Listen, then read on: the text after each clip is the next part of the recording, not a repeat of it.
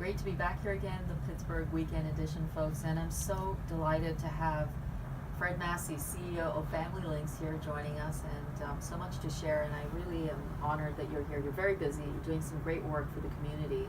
Well, thank you, Sarah, for inviting me. I look forward to talking about the issues and things that we're dealing with Family Links in the community. Yes, yes. So there's a couple of things that are happening coming up very quickly, right? As of next week. Yes, next week we have one of the things that Family Links really concentrates on is dealing with the opioid addiction that's happening and that's a plague in our community. We have several services that that work to try to provide treatment for women, children, individuals that are dealing with the addiction.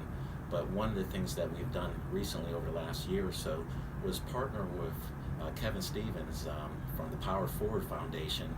Kevin was formerly, Power Forward for the Penguins, and he is very adamant to be able to provide prevention services to those who would be looking at possibly falling into addiction.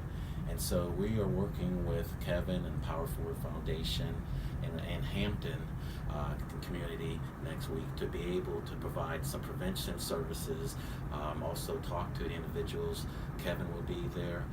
Also, an individual, a mother who had lost her son to addiction, she would be there to be able to talk about the things that she's experienced. Tina Flowers, she's an exceptional woman who's been able to survive the loss of a child, but now she's devoted herself to making sure that this doesn't happen to any other families. Right. I mean, the work that you're doing is remarkable. It's changing lives, and much needed because it's a crisis. It very much so is, and unfortunately, there's individuals that do have to experience addiction. It's become to a point where it has become a crisis, but it doesn't have to be that.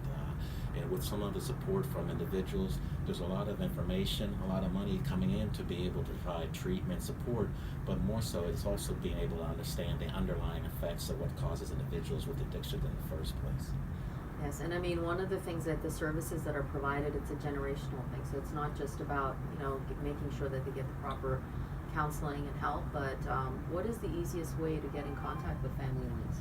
Well, individuals can reach us through our website, that's familylinks.org. And also, too, for those who are seeking services as treatment services, we have a 1-800 number. It's really 1-866-583-6003.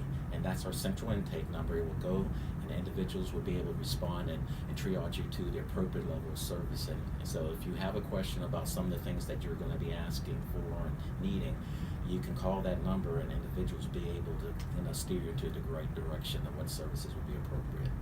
So one of the things that we're seeing a lot with addiction issues, what is, how does it affect the family? Because obviously it's not just about the individual. Yes, sir, you're so right. Most people, and this is something we've seen now with the opioid addiction and the epidemic, and how it's spread into the communities. It used to be that addiction was something that you keep in the background. No one wanted to talk about